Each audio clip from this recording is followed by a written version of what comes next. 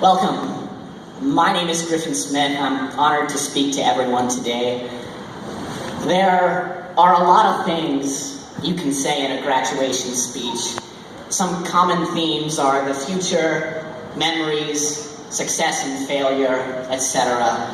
And it can be easy to fall into cliches, which, according to Mr. Howard and George Orwell, is a recipe for disaster.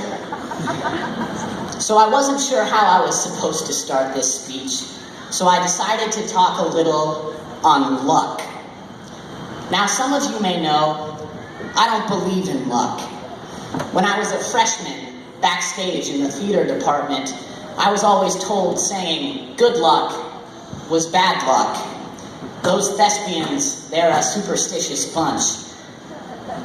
When I was an underclassman and people would tell me good luck, I'd smile and say,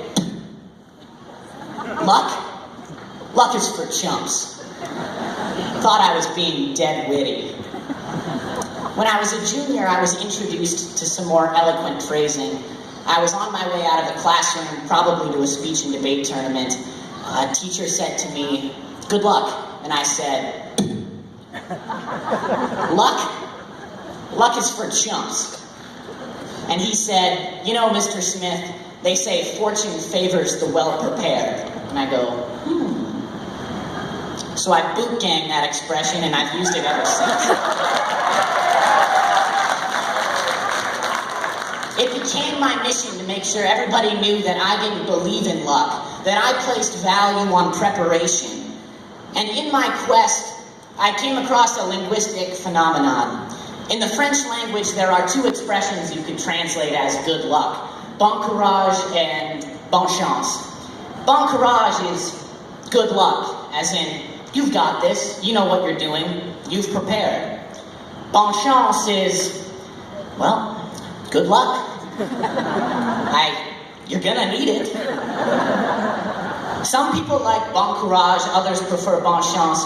Either way, now you all know, and my quest is complete, so I can move on. I have this idea. The idea is that inside every person there's a struggle between the rational and the passionate. Now I personify these two sides into a passionate Griffin and a rational Griffin. And this struggle is one of the biggest problems I've had to overcome in my high school career. First up is passionate Griffin. He's relaxed. He goes with the flow. But the most important thing about passionate Griffin is that he loves a lot of things. I love my family. I love my friends. But I also love musicals and mathematics.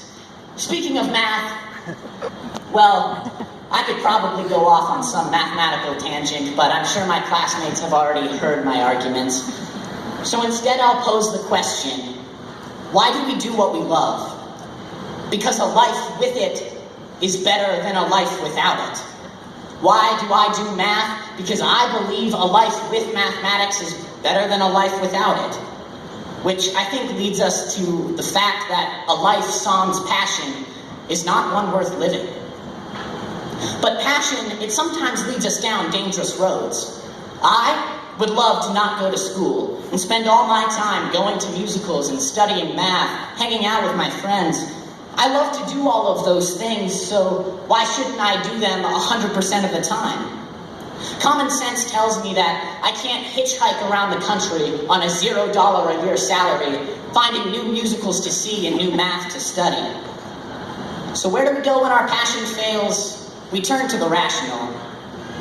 Now, rational Griffin, honestly, he's kind of a nerd. He thinks a lot about the future, and the past, and also the present. His brain always tries to run at 110% efficiency, and it flies around at 1,000 miles per hour. But rational Griffin's favorite thing is to check passionate Griffin. He says, yeah, musicals are great, but what about saving for college? Yeah, math is awesome, but you gotta pass your other classes too.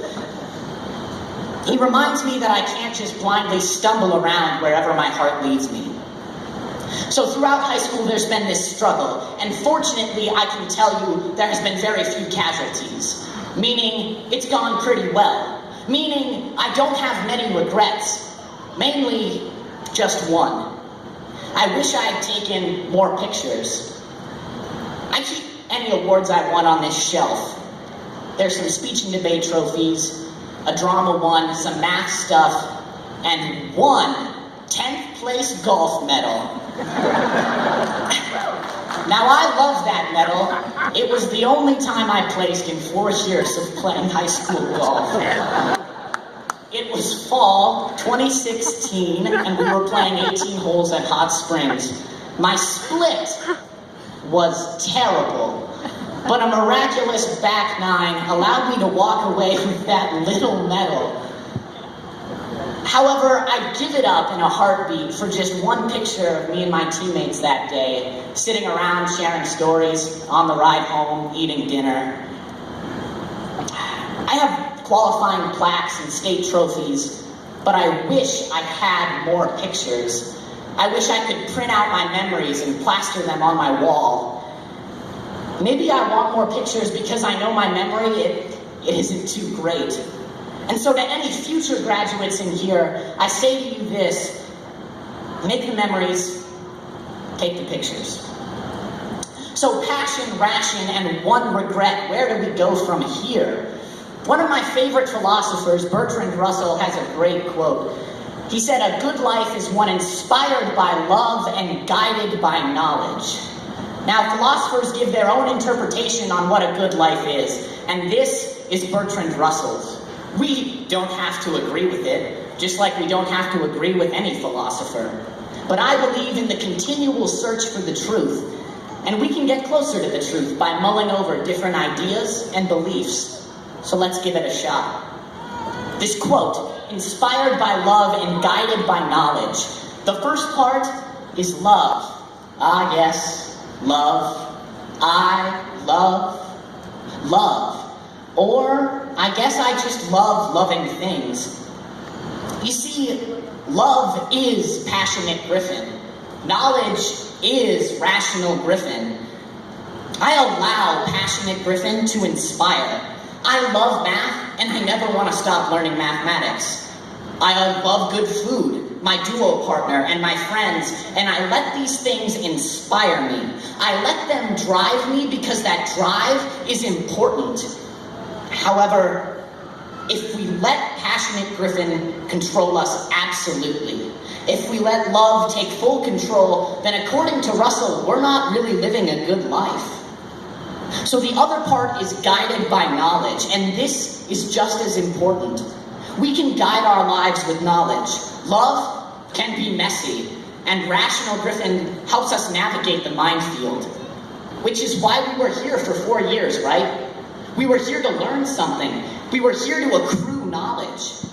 Apparently, I learned enough about enough subjects to guarantee myself a diploma, but I also learned about respect, hard work, and other lessons that shape my character.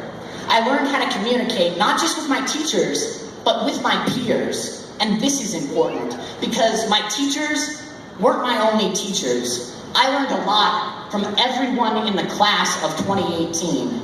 Knowledge is our guidance system, and it has to be refreshed. And this means we can never stop learning. Learning how to interact with new people, learning how to do a new job, or how to be a good husband, or a good wife, or a good parent. We just have to keep learning. There will be ups and downs. There will be some regrets. Times where you wish you'd taken more pictures. If you follow this advice, I cannot guarantee you the best life. But I do believe it will be a good life. A life full of learning and a life full of love. So I have one last bit before I skirt on out of here. The last bit is the thank yous. Thank you to the teachers for teaching us. Thank you to my peers for teaching me. Thank you to the teachers for putting up with us, and thanks to the class of 2018 for putting up with me. Thanks to the parents for making this possible. Thanks to my peers for giving me the opportunity to give this speech. And thank you to all of you here who sat here and listened. Finally, the last note, which you can take any way you wish. Spearfish High School, class of 2018, I say to you this, good luck.